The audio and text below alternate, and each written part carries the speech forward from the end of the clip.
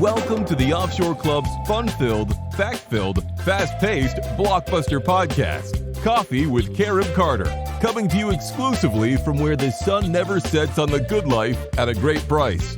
And now, fill up your favorite coffee mug and join your expert and your guide, Carib Carter Clues. Hello, and welcome to Coffee with Carib Carter. Good to the very last drop. Today we have a show, a really big show with three great segments. Matter of fact, one of them is something I've been wanting to do for over 6 months. Okay. And I finally got it lined up and I'll tell you about it in just a second. We have $1,000 listing. Okay. Let me tell you three segments. We have $1,000 listing in Panama. A lot of you have written and said, Carter, we need to see more about Panama. Get on your horse and go scout it out. So I did. And I found a very unique property for you. Okay. In one of the last sleepy little fishing villages in Panama. Seriously. I mean, it is like the ideal sleepy little Caribbean fishing village. And we're going to go there later. I'm going to tell you everything about this home and who to contact. I think the price is great. I've already been in contact with the guy, so I know the home is available. You might want to pick it up. I think you're going to like this one. All right. We have a Carib Carter motivation moment with someone who I am not a basketball fan. I'm 5'10" and I can't hit the rim from underneath it. So I've never been a basketball fan, but I am a tremendous fan of a gentleman by the name of Kobe Bryant. And he motivated. And the reason he could motivate is because he lived by what he had to say. Never quit. Matter of fact, in the clip we're going to go to together, it's only about 2 minutes. He's going to tell you his philosophy of never quit in the middle, finish the game. We got to finish the game with our offshore moves. Okay, folks, we got to finish the game. It's easy to get. Two things can happen to you in the middle. And I'm going to real briefly here. You can get discouraged in the middle and quit, or you can be doing so well in the middle and things that so smoothly that you become lackadaisical. Okay, Kobe and what we're going to watch is incredibly inspiring. Helps you motivate you not to do either. Okay, so we're going to be seeing that in just a little bit.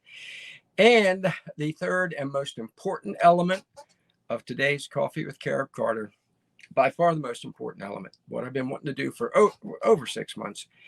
This interview is with a gentleman that I have known since I started out in politics in Washington. You remember for over 40 years, I was at the highest level of politics in Washington.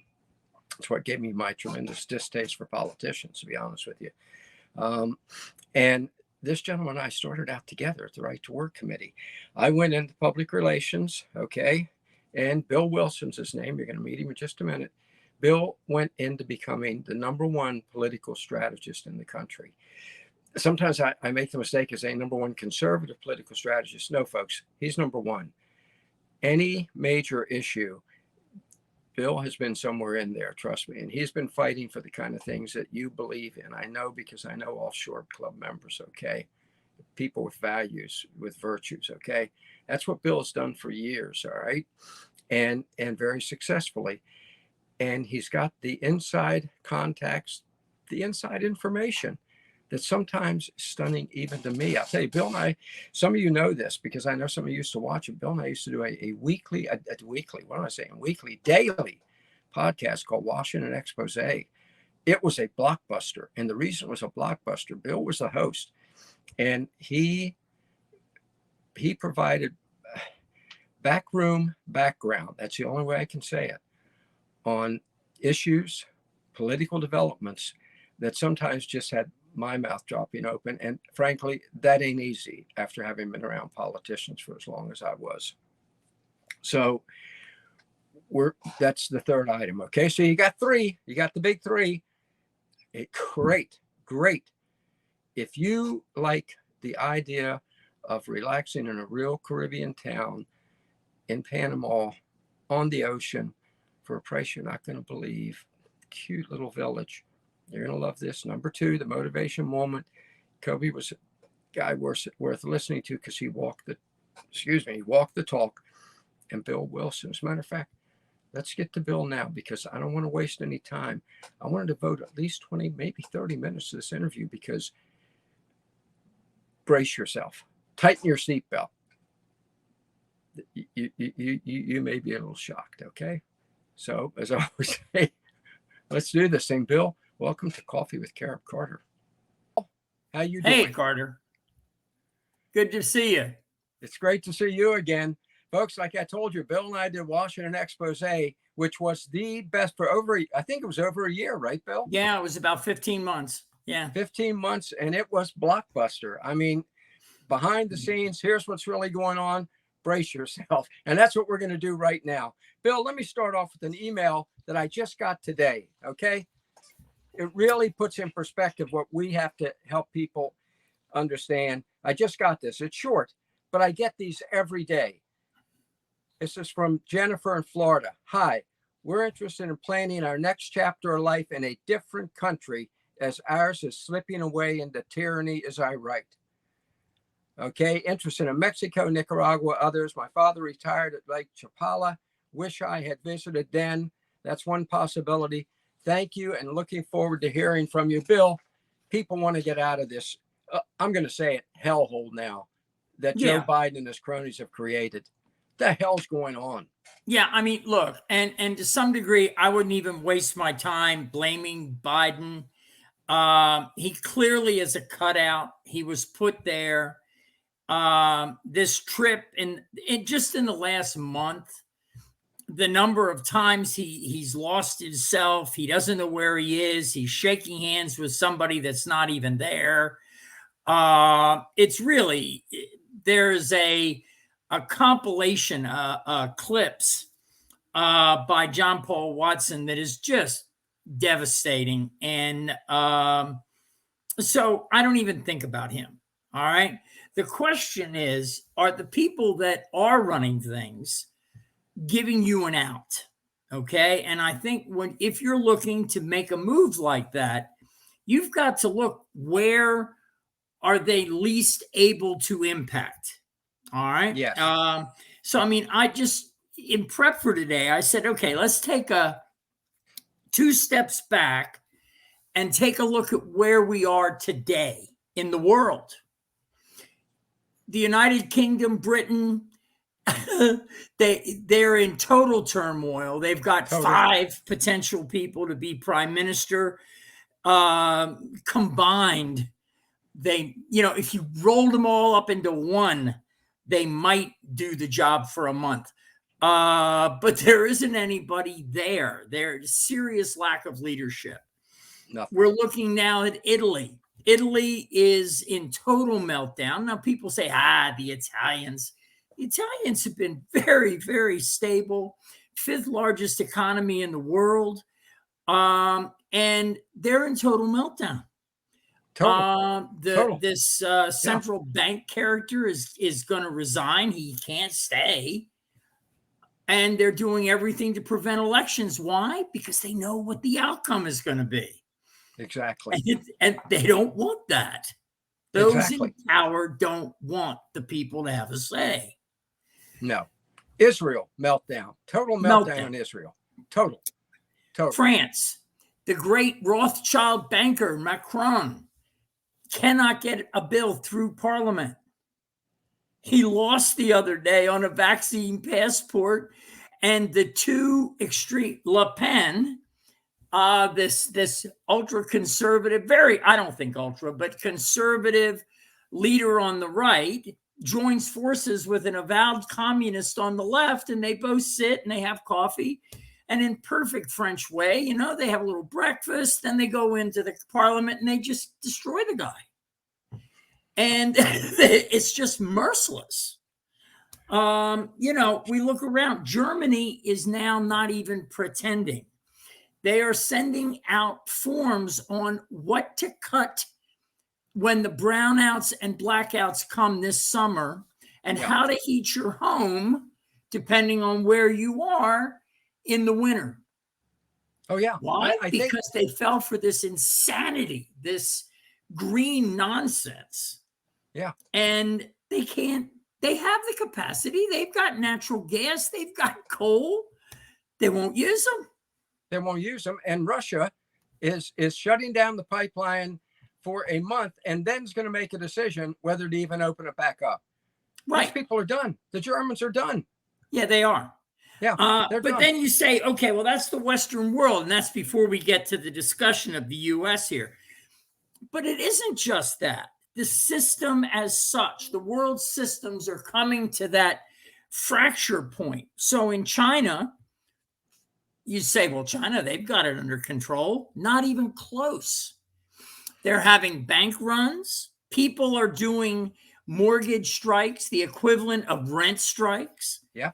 And the entire financial system of China has been built on Ponzi scheme, funny money. Well, that only will last. But as soon as somebody doesn't pay, the whole thing collapses, much like in the 2008 housing crisis here in the U.S. Theirs is of magnitude 10, 15 times greater than what ours was. All right, so the rest of the world, the major players in the rest of the world are in serious turmoil, political and economic. And then you turn to us. To us. Oh, my God. My God. We have an imbecile in charge. The man is an imbecile. There's no doubt. I'm going to tell you something seriously that I resent. Washington Post and CNN both have laid out that, no, look, you can't really hold this against Joe. You have to consider his age. People that age have those failings. That's a goddamn lie. And I resent it. I'm that son of a bitch's age, and I don't shake hands with non-existent people. Okay? I know. Rarely, anyway. Very rarely. Very rarely do I. No, it's not age. It's not age. The man has brain damage. He's in severe dementia. And yet they propped this guy up. I'm going to say they stole the election, because I happen to believe they did. I mean, that thing in Wisconsin, that judge's ruling in Wisconsin, Bill. Yeah. What did the judge say? The election was totally corrupted. Correct. Yeah. And so we know they used the so-called pandemic. They used fear. They used, massive amounts of fear. And so all of those things, Russia, so we take a look now at the U.S. And, I'm sure all your viewers and listeners know the consumer price index was up 9% year on year last month. What was interestingly downplayed was that the producer price increase month on month was over 11%. Now, why that's insane is that inflation in June is going to be reflected in prices in August and September. That's it. So it is a warning that those prices are only going to get worse. Only going to get worse. Horrifying. And Bill, let me point out, Ron Klain, the chief of staff for Biden, last year, exactly 1 year ago, said, well, we're expecting in 2022, inflation will be about 2.2%. 2.2%. And he was talking a week. He was talking a week. Come on. So that's intentional. They knew what was coming. Oh, and yeah. They kept lying and lying and lying. That's my opinion. What do you think? I do. Look, I think if you listen to some of the really strong, good thought thinkers, economic thinkers, my favorite is Peter Schiff, but there are a bunch of others. David Stockman will, have the hair on the back. I don't even have any hair, and it stands straight up when I listen to Stockman, because he is so clear and so precise. We have created a mountain of debt. That debt is not based on production. That debt is based on just printing money. Yes. We pay people not to work, and then we're shocked that they won't work. Yeah, they don't work. They don't work. They don't. My wife, Rachel, she works at Salvation Army. Right. Every day she tells me at least half the workers just don't show up. Just don't show up. And if they say the magic words, I've got the COVID, they get paid. The government pays them. Well, what the hell do you think's going to happen? Exactly. So, you've created a situation where the Federal Reserve and the government now are faced with this incredibly horrible choice. They can, like Paul Volcker did and Ronald Reagan did in 1981, they can raise interest rates higher than the expected rate of inflation to drive down and soak the inflation and the misappropriation and the malinvestment, kind of squeeze it out of the economy. The problem with that, of course, as everybody knows who's ever lived through it, yes, it does work on the inflation. It also crashes the economy. Yes. And, people forget, interest rates were 20 and 23% back then. My first mortgage was 14%. That's right. That's right. Yep. And so these types of, so that's one option. All right. The other option, which I think is where they're headed, and that's because they're terribly fearful people, is that they just double down. They just keep flooding and flooding and flooding the system with more money, more paper, in the mistaken belief that this thing will float on a sea of worthless paper. It won't. Worthless. What that will do is eventually crash the currency. Yes. Which means all your retirement savings, anything you have denoted in dollars, up in smoke. Up in smoke. Up in smoke. At the same time that year-over-year wages have dropped 4.4%. They're going to keep inflating the currency. And I'm sure you noticed that, 4 or 5 days ago, the BRIC countries met. Russia, Brazil, India, China, and South Africa was there. And guess who showed up for the first time? Saudi Arabia, saying, that's right, we want to work with you all to no longer have petrodollars. Bill, that's the end of the dollar. Right. I mean, people forget. I mean, how did we get where we are on this stuff? Nixon was forced to take us off the gold standard in 1971 because the world started coming with fistfuls of dollars saying, give us gold. Okay. Yeah. And so we would have been out of gold in a period of less than a year. So he had to close the gold window. But nobody in the world at that time, and hopefully never again in the future, were willing to accept a paper dollar with no backing, or any paper currency without something backing it up. Okay.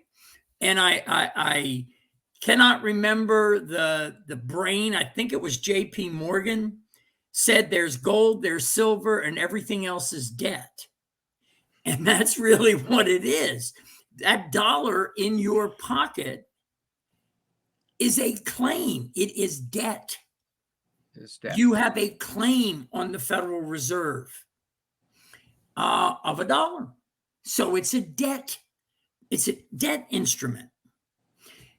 Once that debt instrument keeps climbing and climbing and climbing, and there's nothing underneath it to hold it up, to verify it, it will collapse. Now, in 1971-72, Nixon and Henry Kissinger knew that. They knew they couldn't just throw away the gold and then just be issuing paper dollars. They knew that people wouldn't take them. And so what they did is they struck a deal with the Saudis. You only buy and sell oil with dollars. That's it, the petrodollar. And we will defend you. We, in effect, will be your mercenaries. Yes. So those two sold, basically, they sold your sons into mercenary. To Saudi They were Arabia. conscripted. You were put into mercenary control. Your job was to defend other people. That's it. And it's been that way ever since. And so the Saudis agreed that they would only accept dollars for petro. Now they're saying, we're done with that. We're done. Yeah, because they can't be guaranteed a retaining of the value. Okay, remember now, currency is nothing more dollars. Property that you buy overseas. This is why so many people in the U.S. are afraid of property overseas. It's only worth what you can get for it. That's it. Okay. At any given time, whether it's a bond or a stock or a piece of property on the beach, it is only worth what someone will pay for it. And will they pay for it in a commodity that holds its value? Yes. The dollar no longer holds its value. No longer will. And Bill, let me make a point here. I want folks to understand this. Folks, I am serious about this. If the United States ceased to exist tomorrow, the people in Honduras and Guatemala and Belize and all these other countries that you can go to would go on with their life almost exactly the way it is.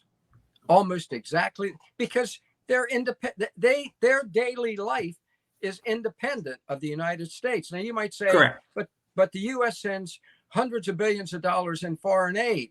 Folks, let me tell you what my wife told me one day who was Honduran, Bill, as you know, and she was raised in abject poverty. And she said, Amor, I have to ask you something. If the United States sent hundreds of millions of dollars a year to Honduras, how come I never got a penny of it?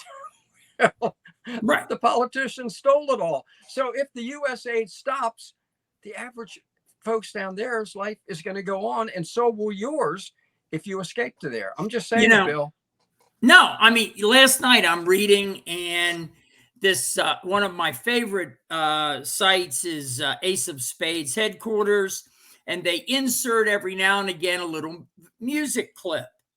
And while I like all kinds of music, I have to admit I've never listened to the hard country. Well, they had a video there of Hank Williams Jr. So I played it. It's called A Country Boy Will Survive. A Country Boy Will Survive. I recommend it to you. The words couldn't be more prophetic today than if he wrote it last week. And it's the same thing. Country Boy Will Survive. Yeah, right. I love it. Yeah. So it's the same thing that you're saying, Carter. Yeah, everything may be hell. Everything may be collapsing.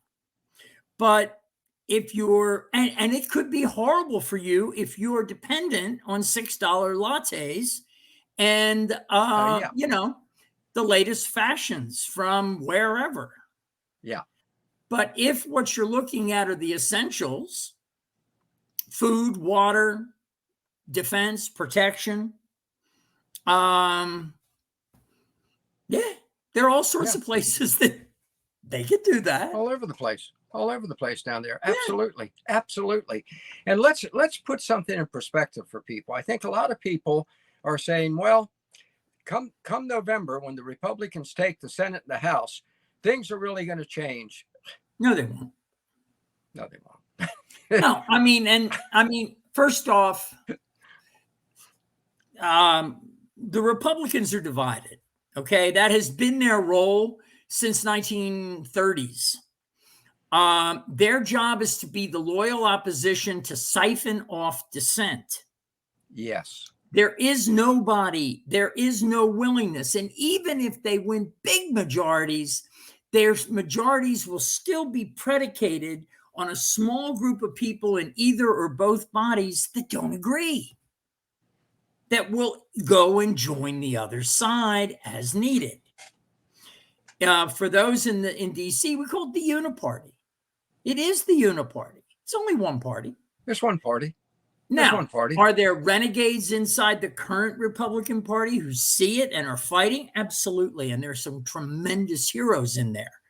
But if you think they're going to be a majority and be able to set policy, you've been at the medical marijuana dispensary too often, because it ain't happening.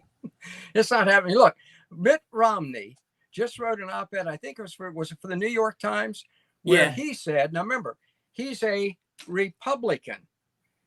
His op-ed said Joe Biden is a good guy who's doing a great job. What the hell? Yeah. So he's one of 3 people in the entire country who believes that. But unfortunately, it's not, because so does Mitch McConnell, the Senate minority leader, and so does McCarthy, the House minority leader.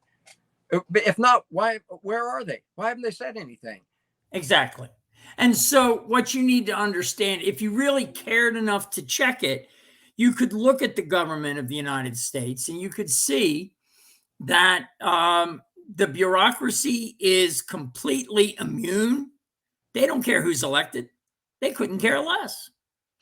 They're going to do what they want to do. That with Jimmy Carter, that goes all the way back to the 19th century with the Pendleton Act. But then it gets worse. Jimmy Carter comes along and does his civil service reform, completely insulates the bureaucracy from the people. What you say doesn't matter.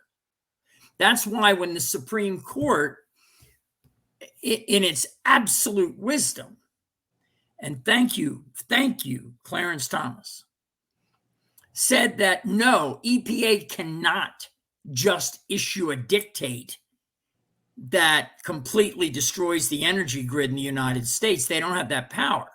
Now, Congress can give them that power, but they can't just take it. Well, the dirty little secret, folks, is that Congress are the biggest bunch of punks on the planet. They're terrified. They're terrified of casting a vote. Yeah. You have to, I mean, I cannot tell you how absolutely frozen in fear they are that they will have to take a stand on something. Nothing. Well, Bill, which is the reason why Joe Biden has issued more executive orders. Folks, those are dictates. They were the king in his presidency so far than other presidents in their entire 8 years, because that's what McConnell and McCarthy and Schumer and Pelosi want. Because of what you said. Well, we didn't do it. Joe issued an executive order over and over again. And here's a great advantage, and it takes fortitude and stamina and money and guts. But now with the EPA decision, everything they do can be challenged. Everything. Because unless Congress authorized it, you can't do it. And I think you're already starting to see that. I think it's going to has the potential to be a dramatic pushback. And there are several other little things happening in the states, and I won't go too much in the weeds, but there is a real movement to wrestle back. This is a fight, folks, over whether or not we're going to have representative government as we were promised. Yeah. Or whether or not the bureaucrats and the so-called self-appointed experts are going to decide and shove it down your throat. It's that simple. Well, that's it. Everything else is nothing more than a variation on that theme, or it's a sideshow, or all too often, it's something raised to divert your attention. That's all. That's it. And Bill, let's take an example. Biden has handed at least $100 billion to Zelensky, the grifter con artist, president of the Ukraine. He's a pass-through. He's a bag man. He's a bag man. He was a bag man who funneled money to Biden's son and Hillary Clinton, the Clinton Foundation. Beat up on old Hunter. What'd you say? Let's not just beat up on Hunter. Yeah, let's not beat up on Hunter. Take a look at what happened. The Soviet Union breaks up. Ukraine declares its independence. Russia at the time didn't have the strength or the will to deal with it. And they go off and they do their own thing. And it instantly becomes a client state of the CIA, almost from day one. And so what happens with that? Proper approved elites suddenly are flooding into the Ukraine and into the surrounding areas of, Armenia and all in through there, Georgia. And all this money has to go somewhere. Well, it goes, where does it go?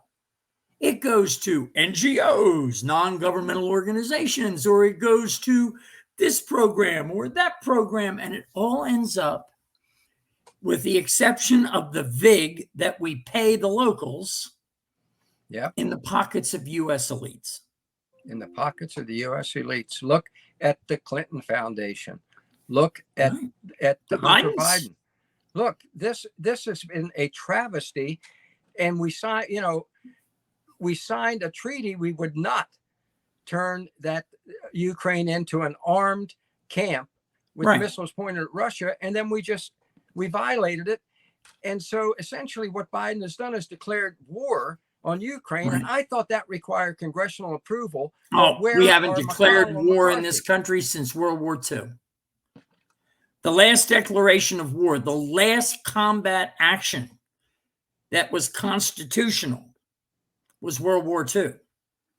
Everything that's happened since then, everything in my lifetime has been an illegal use of American military power. Every single one. Unbelievable. And so if we look at all this, and you're saying, well, do I go or do I not go? Or if I do go, where do I go? One of the things that keeps coming up to me is a favorite quote I have from, of all people, Ernest Hemingway. Okay?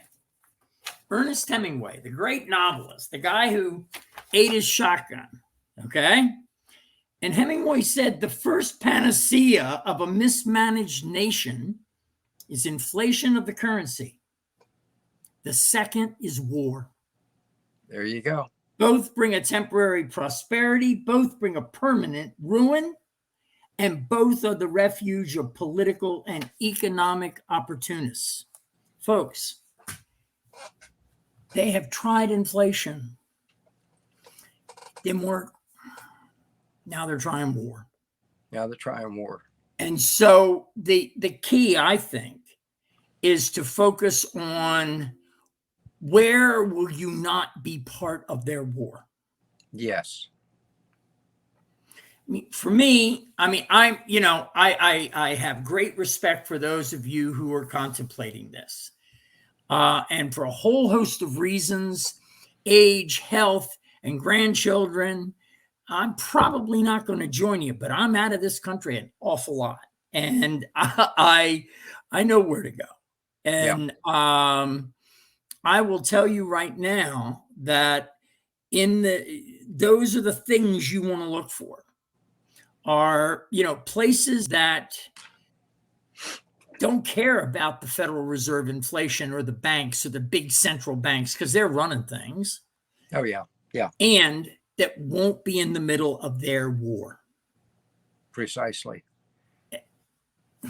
And, and at the top of the list to me, is Nicaragua, because Ortega. They hate Nicaragua. It's almost laughable.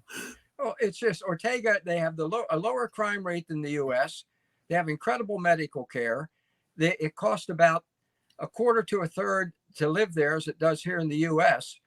And they're free. And he did not pull the COVID hoax on his people. He told them, I'm not your father. You want to run around in a mask? Do it. I'm not. You want to get shot up with everything under the sun? Do it. I'm not.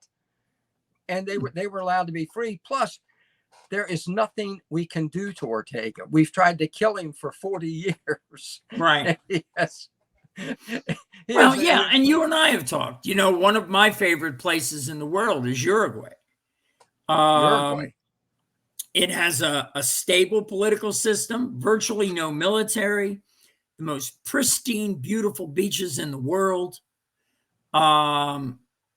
unbelievable food potential. The whole place is nothing but a damn big farm and ranch. Oh, yeah. It's tucked away underneath the armpit of South America. I don't think anybody's going to go for it. No, no. They have the independence. They have essential immunity from all the warmongering and the fleecing that's being done in the Western countries. So they've got a great culture too. They really do. And yeah, it's a great culture. Plus the in Uruguay, they are Italian. A lot of people don't realize that. Mostly Italian and Portuguese. Yeah. Yeah. Yes. Like my mother, the majority of people are Italian down there. They speak Spanish with an Italian accent. So that would be a dilemma then for Jill Biden. Would she call the Uruguayans taco people or Mr. and Miss Meatball? I mean, I don't even want to since she identifies people by the food they eat. There we go. There's Miss.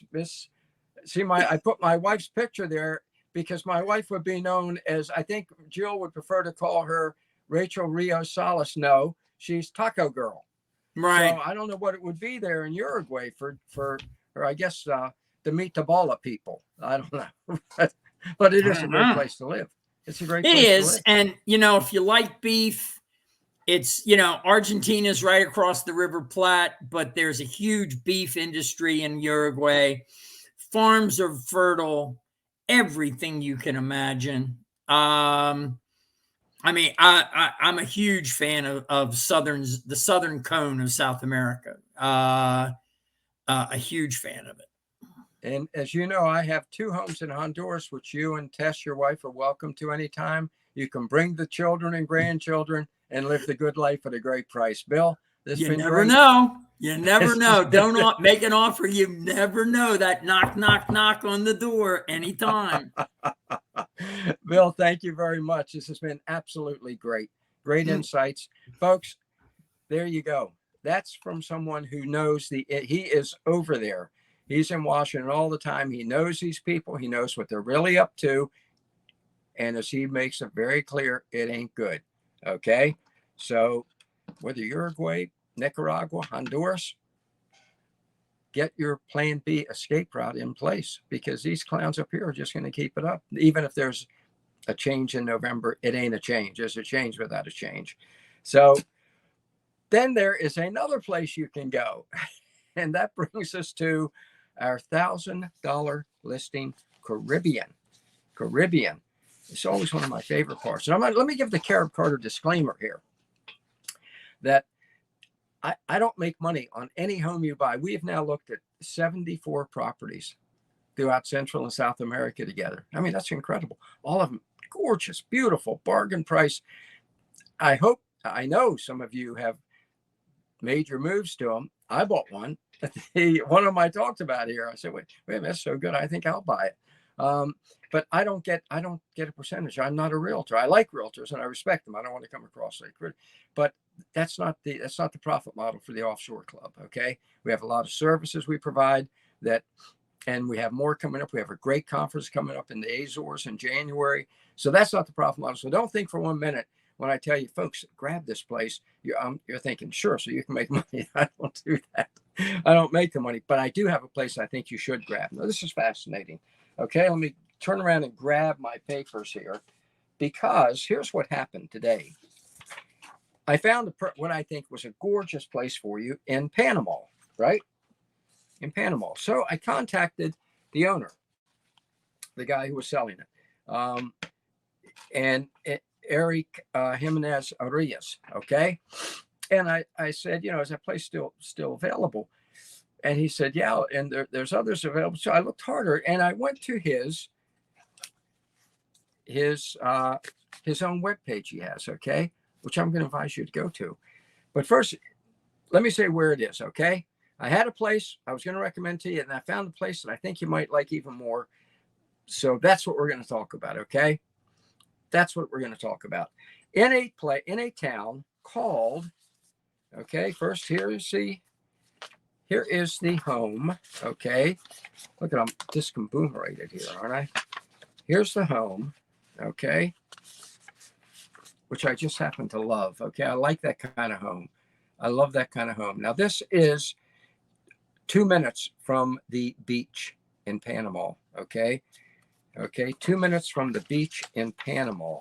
I'll show you another view of it real quick. And we're going to come back and look at these views again. but I just love that kind of home. Okay, see, the windows open so the breeze can blow in off the water. It's in a place called, let me see if I can get this right. Okay, Puerto Armuelles. Puerto Armuelles. Okay, I think that's close. Actually, I think that's close. Where is it? Well, let's. We always like to do our long view, then medium shot, then close up. So let me get all my papers in place. All right, Carter, calm down. I know you're excited about this place, but take it easy. Here's where it is, okay? There's Panama. See there? Right on the water. Puerto Armuelles. I did it better before. Armuelles, okay? That is a little beach town, okay? It is a sleepy fishing village. It's one of the last in Panama. Really is one of the last really Caribbean sleepy little fishing villages in Panama, okay? Right on the water, gorgeous beach.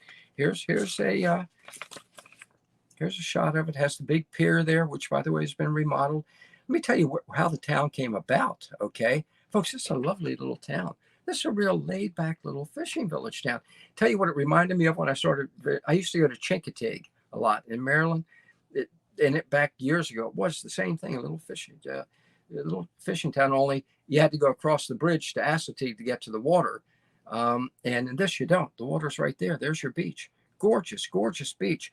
That pier is there because the town was built by Chiquita Banana. Chiquita Banana.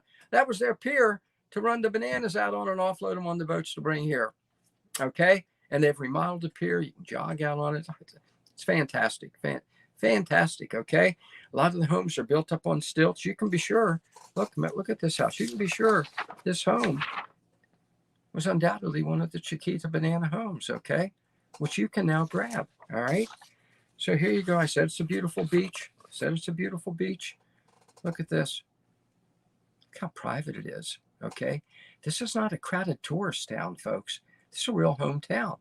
You're going to walk out the door. You're going to be here, okay? That's about 2 minutes from your door of the home I just showed you. About 2 minutes from the door. About 5 minutes from the door is the shopping area, okay? Everything you can want. Grocery stores, clothing stores, food stores, everything, okay? Kiosk with your fresh fruit, your fresh vegetables, all for a fraction, about a third of the price probably, as you would pay in the U.S., okay? Aren't you loving this? By the way, I love this picture. I can't help myself. At Big Daddy's, every Sunday at 2, the expats get together and chit-chat right there on the water's edge. Picture yourself there. Those are all the expats, okay? So that's the home. Let's look closer at the home, okay? Let's look closer at the home. By the way, here's a good article. You know what I did? I have a video to show you, and I skipped right past it. Puerto Armuelles, okay? Gary, let's before I talk about the home anymore, so people will know how nice the community is, let's take a look at this video, folks. So about 2 minutes of it, so you can see it for yourself, all right? You can see it better than I can describe it. Let's do that. Veronica, why did you decide to move to Panama, and why Puerto Armuelles? Well, I had a farm in Costa Rica for many years, and I really liked Costa Rica, but things changed. A couple of very tragic things happened. The crime rate went skyrocketing, and the bottom line was it became dangerous to live there. It was very expensive to live there, and I started looking around. So for 4 or 5 years I looked. And I came to Panama in the beginning to go to Boquete, to a language school there, Habla Ya, to make my Spanish much better. So what we did was, first we made a list. What things are important to us? We're getting older, so medical was a huge, important issue. So medical was on the top. We wanted to be near the beach, near the ocean. We wanted jungle. We wanted it all. And we wanted a very tranquil, peaceful little town. And we wanted friendly people. And we didn't want to get caught up in the American tourista kind of paying big bucks. You know, a lot of places are very expensive to live in if you want to live well. So we made our list, drew a couple of circles on maps, and we came here. I had been to Boquete for a few months. I stayed there while I went to school. And I like Boquete. However, for me, it's too cold and I don't like the raininess. To me, and it wasn't near enough to the ocean. And we started looking around, and I happened to see Puerto on the map. And people didn't have a lot of things to say about it, but you never know till you go look. And so we drove down. One trip we came here, we were going to spend 3 months driving around, getting to see all the places up close and personal. We liked some other areas as well. So we got as far as Puerto Armuelles and stayed at the Tsunami Inn. And we stayed, and we stayed, and we stayed. We met nice people, did land, and it fit all the criteria. So this is home. And now we have a farm, Finca Bella Vista, in the hills just above Puerto Armuelles, 2 kilometers out, I think, totally. And we just love it. We're building a house and a barn, a stable. I do dressage. It's dancing with your horse, so to speak. And I also am a wildlife rehabber. And I specialize in birds and small mammals. And Puerto is nice. It really is very peaceful. We decided to retire here, and this is our home now. All right, there we go. Here's a good article about it, by the way. Okay? This article tells you all about it. Everything that lady just said. Okay? It's right in that article there. Sleepy little fishing town. By the way, John Wayne used to love to go there because for those of you who love fishing, the deep sea fishing, even from that pier, here we go. What John Wayne used to go there to catch black marlin, yellowfin tuna, billfish. I don't fish, I don't know what all that is, but I know I like marlin. I mean, I like tuna rather. So there you have it, right there. That is a this is a good website. This is a good website. You can go look it up. It's called yourpanama.com, and then just type in Puerto Armuelles, okay, and that'll come up. There it is, right there. There it is, right. Thank you, Gary. That's perfect. That is perfect. So there you've got it. That is there. You've seen that lady describing. That was very simple, wasn't it? But she loves the life. It's a laid back life. It's what you're going to like. So let's look a little more closely at the home. Okay. A little more closely at the home. It's a 2-bedroom. Here we go. 2 bedrooms connected by a bathroom located in between the two. Kitchen has very nice, has a living room, dining room area. Kitchen. I have a picture of the kitchen here. Carter, get your picture out here. Okay. Kitchen has wood cabinets, okay. I can't find that picture. Oh, you'll see it when you go there. Picture has wood cabinets. Here's the living room, dining room area. Okay, hardwood floors, folks. This home is well built. This home is well built. And look, you can open those windows for a breeze coming in off the ocean for you. Temperatures here like spring all year round in this particular Puerto Armuelles. Okay, another picture. Hardwood floors, living room, dining room area. Okay, the kitchen has all the appliances come with it, so you don't have to worry about that. The bathroom, always been obsessed with bathrooms. I think if people have nice bathrooms, it's usually a nice home. Very nice bathroom. I like that bathroom. Okay. I like this home. I like this home. Okay. I like this home. 2 minutes from the beach. 5 minutes from the downtown. I showed you where you go relax. You sip your coffee with your friends. Okay, let's look at the picture again. Okay, you get hold of Eric. Okay, you get hold of Eric, and his website is called Move to Puerto. It's just that simple. Move to Puerto. Puerto is Puerto. I forgot to send that URL over to Gary earlier. Just move to Puerto, and you're going to be able to get hold of Eric. He responds like that. Fantastic. That home, here's what he's saying. Ready? Now that home is right on the beach in a quaint, sleepy little fishing community. Okay. It's right. You walk to the beach. It's that close. $125,000, or he says open to offers. By the way, right now it's being rented for $400 to $500 a month. So this is a cash flow investment for you. Okay, offer a little less to Eric. Offer a little less. I'd start out offering 110. I think that's because I think it's fair. Okay, a home like this in a little community like that, which is growing, by the way. They just built a brand new hospital, modern hospital there. They've just remodeled the pier. Cruise ships are starting to come. It's the time you get in. You get in now and watch the value grow. So this is a good investment. A home like this with all that coming, it costs you 10 times as much in the U.S. I always tell you the Carib Carter 10 times factor. This a home like this is going to cost you 10 times as much in the U.S. You doubt that? Go anywhere in the U.S. that's right on the beach like that and try. Okay, just try it.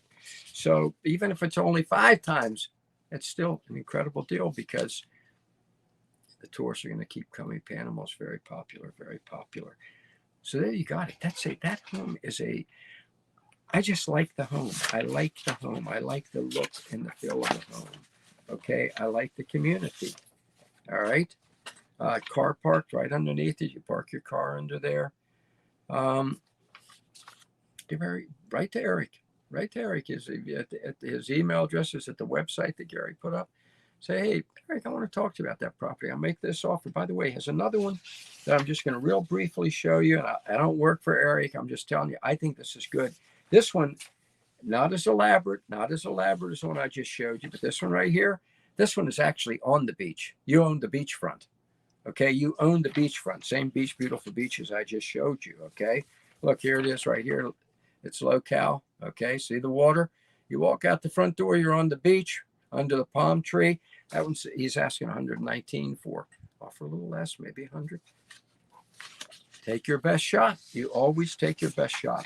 You know, I used to work for a guy, Mike Lasky, who was just a marketing genius, and also encourage you, to try stuff in life. Come on, he started out as in Bensonhurst, a street kid, right? And ended up, finding the great. We did the only $1 billion infomercial together. Yeah, that works. He used to tell me, you got to step up to the plate. 3 keys to factor: step up to the plate, take your best shot, and stay in the game. Well, step up to the plate on this one, folks. Step up to the plate on this and check it out. Check it out. You have all the information you need. You cannot lose on beachfront property or 2 minutes from the beach view property in Panama. You can't lose. You can't lose. Plus, Plan B escape route, wonderful place to live. Your cost of living is a fraction of what it would be here. Fraction, maybe a third, about a third in Panama. And you're set for life, and you have the good life that woman in the video told you about. So check it out. Check it out. And now let's check out the Carib Carter motivation one, because I just love it. Okay. As I said, I love Kobe Bryant. I just think he was a tremendous inspiration. The guy would show up 4:30 in the morning to practice because he wanted to be great. He wanted to take his best shot. Okay. And I want you to watch this because I want you to do these things I tell you about. I've shown you 74 properties. I hope you've inquired about some. I hope you'll do, like Jennifer did. I read her email, heart-tugging email earlier. I know a lot of you feel the same way. So watch what Kobe says here. Give you the motivation to go ahead and start pursuing your Plan B escape route. Let's check it out, Gary. Those times when you get up early and you work hard. Those times when you stay up late and you work hard.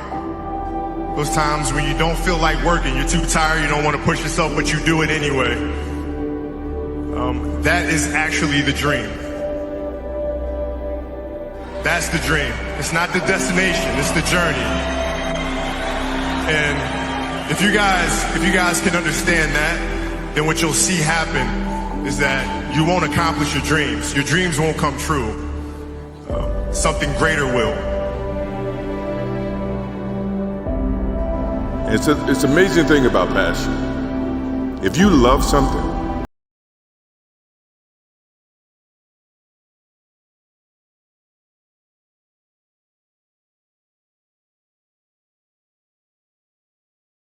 Whatever you have a love.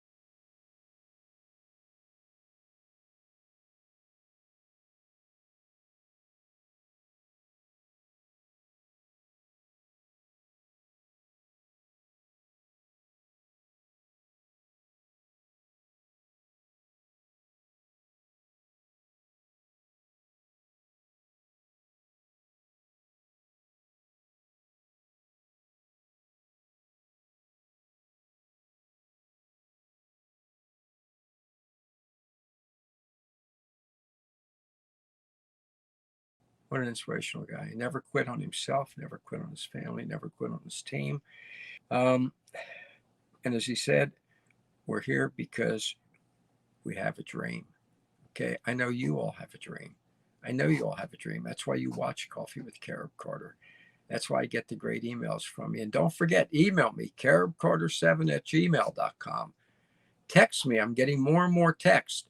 202-664-6190. Call me. Call me. I love to hear from Offshore Club members. I love to hear from those who enjoy watching Coffee with Carib Carter. We talk, and it helps me know what to do for you, what to say that's going to help you get not quit in the middle, go for it all the way, and live the life of your dreams. I always tell people, dream big and live large. Dream big and live large. Essentially, that's what Kobe said, isn't it? And to do that, you have to work hard, which I know you're going to do anyway. So as I tell you every week, live that good life at a great price in Central and South America. Enjoy the sun, sand, and surf. It's all waiting there for you. So once again, let's grab our coffee and let's do this thing.